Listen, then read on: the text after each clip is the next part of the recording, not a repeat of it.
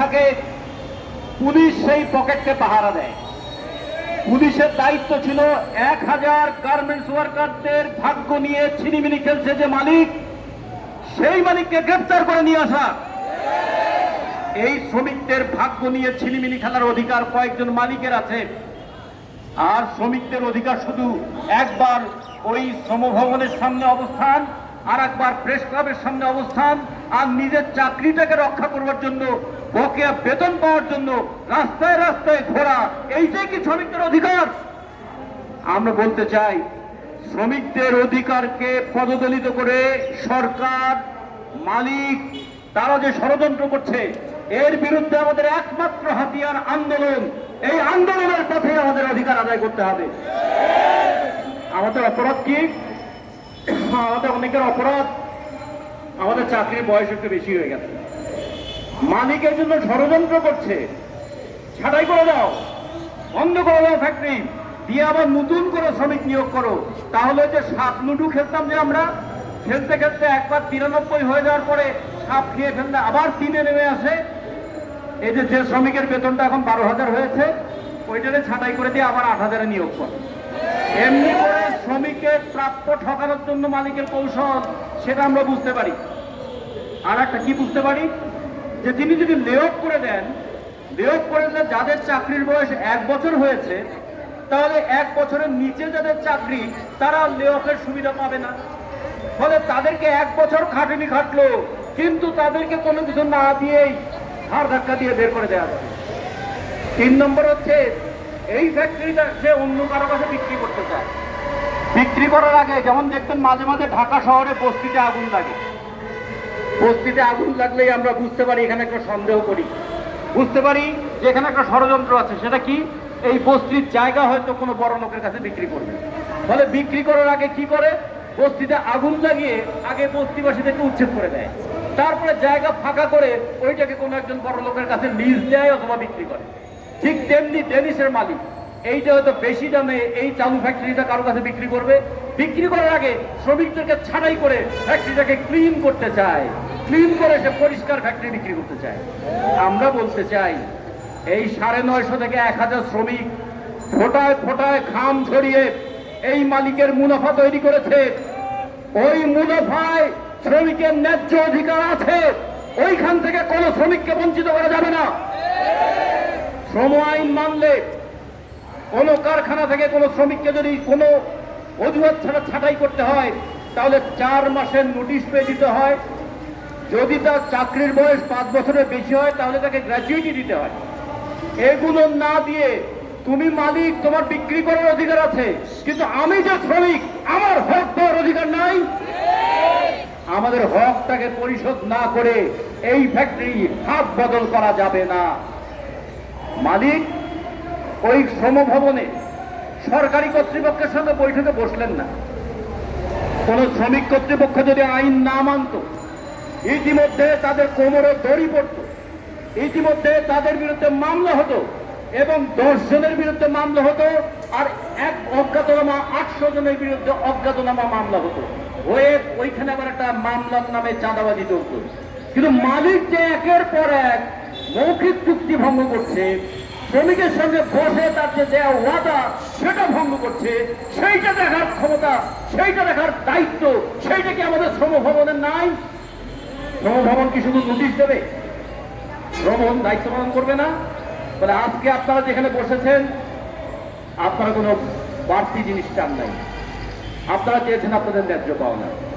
ন্যায্য পাওনার মধ্যে কি? একটা ফ্যাক্টরিতে চাকরি করতে হবে। আমি ঈদের পরে এসে শুনলাম ফ্যাক্টরি বন্ধ। আশ্চর্য ব্যাপার, একটা ফ্যাক্টরি বন্ধ করার আগে, তুমি ফ্যাক্টরি চালু করার আগে 17টা প্রতিষ্ঠানের অনুমতি নিতে পারো, ফ্যাক্টরি বন্ধ করার আগে কারো অনুমতি নেওয়ার প্রয়োজন বোধ করলো না। সেই সময় আমাদের সচিবালয় কি করে? সেই সময় আমাদের স্বরাষ্ট্র মন্ত্রণালয় কি করে? সেই সময় আমাদের শ্রম মন্ত্রণালয় কি করে? সেই সময় আমাদের বাণিজ্য মন্ত্রণালয় কি করে? যারা নানাভাবে অনুমতি দিয়েছিলেন তাদেরকে ব্যবসা করবার জন্য, তাদের অনুমতি ছাড়াই যদি ফ্যাক্টরি বন্ধ করতে চায়, তাহলে এই সমস্ত মন্ত্রণালয় বা প্রতিষ্ঠান তারা কার স্বার্থ রক্ষা করে? এই প্রশ্নটা আমরা এখানে করতে চাই। পাশাপাশি আমরা পরিষ্কার করে বলতে চাই, শ্রমিকদের সঙ্গে মৌখিক যে চুক্তি হয়েছে, শ্রমিকদের সঙ্গে বসে টেবিলে যে চুক্তি হয়েছে, কথা হয়েছিল যে কারখানা চালু হবে, কথা হয়েছিল যে 7 তারিখের মধ্যে বেতন দেওয়া হবে। আজকে মে মাসের 11 তারিখ, বেতনের খবর নাই। আজকে মে মাসের 11 তারিখ, এখনো পর্যন্ত শ্রমিকরা জানে না এই কারখানা চালু হবে কিনা। আজকে মে মাসের 11 তারিখ, শ্রমিকরা জানে না তাদের বকেয়া পাওনা তারা পাবে কিনা। এই অনিশ্চয়তার মধ্যে শ্রমিকরা বসে আছে, আর আপনারা নিশ্চিন্ত রুমের শ্রম ভবনে অফিস করছেন। এইটা তো কোনোভাবেই ন্যায্য হতে পারে না। আমরা সমাজতান্ত্রিক শ্রমিক ফ্রন্টের পক্ষ থেকে, শ্রমিক কর্মচারী ঐক্য পরিষদের পক্ষ থেকে আমরা বলতে চাই, হাজার হাজার শ্রমিকদের ভাগ্য নিয়ে ছিনিমিনি খেলার অধিকার কারো নাই। হাজার হাজার শ্রমিকের ভাগ্য নিয়ে ছিনিমিনি খেলে দু একজন মালিক তারা মুনাফার পাহাড় করবে, এইটাকে আমরা বিনা চ্যালেঞ্জে যেতে দেব না। রাস্তায় আন্দোলন করে আমাদের তো একটাই শক্তি আছে, আন্দোলন করার। আমাদের একটাই শক্তি আছে, বসে থাকা। আমাদের একটাই শক্তি আছে, আমাদের দাবি নিয়ে যেখানে যেখানে যাওয়া দরকার সেখানে যাওয়ার। আমাদের যাওয়ার একমাত্র মুরব্বী জায়গা, আমাদের সরকার নির্ধারিত জায়গা হচ্ছে শ্রম ভবন। আমরা সেই শ্রম ভবনে গিয়েছি। আমাদের সাংবাদিকদের মাধ্যমে আমাদের দুঃখ বেদনার কথা দেশ বিদেশের কাছে পৌঁছে দিতে চাই, যে কারণে আমরা সচিবালয় প্রেস ক্লাবের সামনে এসে দাঁড়িয়েছি। এবং আমরা আমাদের যতক্ষণ দাবি আদায় না হচ্ছে ততক্ষণ পর্যন্ত দাবি আদায়ের জন্য যেখানে যেখানে যাওয়া দরকার সেখানে সেখানে যাব। কিন্তু একটা জিনিস পরিষ্কার, এখানে যাদের বয়স 20-এর নিচে, যাদের বয়স 20 থেকে 30 এবং যাদের বয়স 30 থেকে 40, এই 3 স্তরের শ্রমিকরাই নিজেদের কথা একটু ভাববেন। যাদের বয়স 30 থেকে 40 তারা এখন তাদেরকে ওরা কোরবানির হাটে বুড়ো গরুর মতন বিক্রি করে দেওয়ার চেষ্টা করে। এদের জীবন থেকে নিংড়ে নিয়েছে সমস্ত রস। এখন এদের কাজ করার ক্ষমতা কমে গেছে, এখন তাদেরকে ছোবড়া বানিয়ে ফেলে দিতে চায়। যাদের বয়স 20 থেকে 30 তারা যেন ন্যায্য পাওনাটা না পায়, ন্যায্য পাওনা থেকে বঞ্চিত করে আবার কোনো না কেন ফ্যাক্টরিতে আবার নতুন করে তাদেরকে নিয়োগ করাতে চায়। আর যাদের বয়স 20-এর নিচে তাদেরকে তাদের কোনো ধরনের অধিকার, ওই লে অফের অধিকার থেকে তারা বঞ্চিত করতে চায়। আমরা এই ষড়যন্ত্রটাকে উন্মোচিত করেছি। এখন দরকার এই ষড়যন্ত্রটাকে বন্ধ করা। এই ষড়যন্ত্রটাকে বন্ধ করতে গেলে ঐক্যবদ্ধ আন্দোলন ছাড়া আর বিকল্প নাই। আপনারা যে এখানে আছেন, গত 8-10 দিন ধরে আপনার ক্রমাগত কষ্ট করছেন। এই মুহূর্তে হাতে পয়সা নাই, পকেটে পয়সা নাই, খেয়ে না খেয়ে শুধু চাকরি রক্ষার জন্য আপনারা আন্দোলন করছেন। আপনাদের পিছনে আছে আপনাদের একটা পরিবার, আপনাদের সামনে আছে আপনাদের বাবা মা, আর নিজেদের জীবনের একটা ভবিষ্যৎ। এত বছর কাজ করার পরে কোনো অধিকার নেই আমাদের।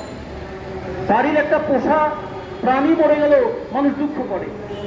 10 বছর ধরে যে কারখানায় কাজ করলাম, 5 বছর ধরে যে কারখানায় কাজ করলাম, তাদের প্রতি মালিকদের কোনো ধরনের দুঃখবোধ নাই।